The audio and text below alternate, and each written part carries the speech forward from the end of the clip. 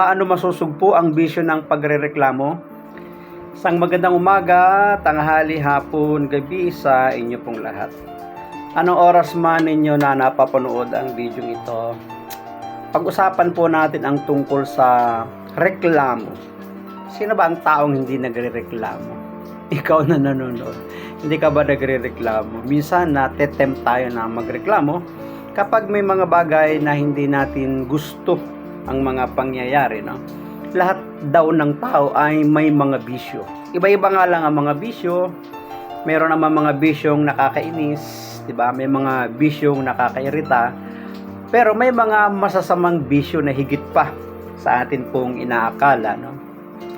Ang bayang Israel ay mayroon pong pinakamalaking bisyo sa kanilang buhay. Sa kabila na sila ay iniligtas ng ating Diyos, malubha yung kanilang pagkakaroon ng bisyo.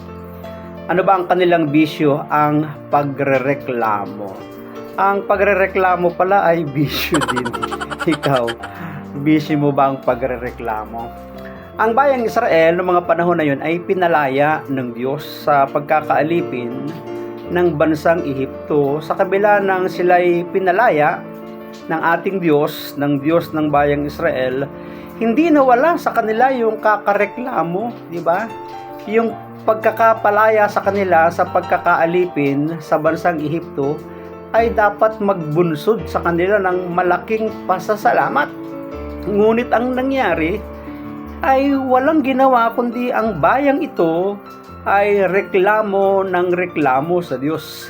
At alam naman natin na sa Diyos sila nagrereklamo, bagamat si Moises ang kanilang sinisisi at si Aaron, sapagkat alam naman natin na si Moises ang inutusan ng Diyos na magpalaya sa kanila sa kamay ng Paraon. Ngunit ang mga ito ay walang tigil, kaya nga mababasa natin na nauwi sa kanilang pag-aaway ang kanilang pagrereklamo. Totoo yun. Kapag wala nang ginawa ang tao, magreklamo ng magreklamo, mauuwi ito sa pag-aaway ng dalawang tao. Siyempre, nakakairita yun di ba? So, yung kanilang pagrereklamo ay, ang totoo, ang kanilang pinagrereklamuhan ay walang iba kundi ang Diyos at hindi si Moises. May mga pagkakataon pa nga na silang lahat ay nangamatay sa gutom sapagkat ipinahintulot ng Diyos yun sa kanilang kakareklamo, pinagtagal ng Diyos na sila'y makarating sa lupang pangako. So, yun isang dahilan. At hindi lang yun, ang iba pa sa kanila ay nagduda sa Diyos. Pinagdudahan nila kung talaga bang nariyan ang Diyos sa kanilang kalagitnaan o wala. Tingnan ninyo, ang isang tao na nagrereklamo sa kanyang buhay at nagrereklamo sa kalagayan ng takbo ng kanyang buhay ay pagpapakita ng isang halimbawa na siya'y nagdududa sa kapangyarihan na kayang gawin ng Diyos sa kanyang buhay. Pinagdudahan yung kapangyarihan ng Diyos na pwedeng maranasan ng isang tao kung siya'y magtitiwala at mananampalataya. Ngunit ang kagandahan dito, kahit na sila ay nagrereklamo, ang Diyos ay patuloy na nagsusupply at nagbibigay sa kanilang mga pangangailangan. O di ba, napakabuti ng ating Diyos. Dapat bang pagreklamuhan ng Diyos sa mga kagandahang loob na kanyang ipinaparanas sa atin?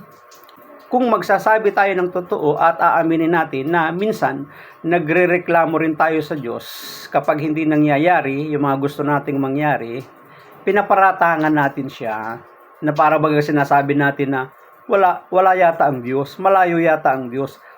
Paano masusugpo ang bisyo ng pagrereklamo? Kapag ipagkakatiwala natin sa kanyang mga kamay ang lahat ng ating mga pangailangan na kaya niyang ibigay sa atin. Kaya nga upang magtagumpay sa masamang bisyo ng pagrereklamo, palaging bilangin ang mga pagpapala ng Diyos na dumarating sa ating buhay. So masusugpo ang bisyo ng pagrereklamo sa ating buhay kapag ang bibilangin natin ay ang mga pagpapala at biyaya ng Diyos na patuloy niyang ipinaparanas sa atin.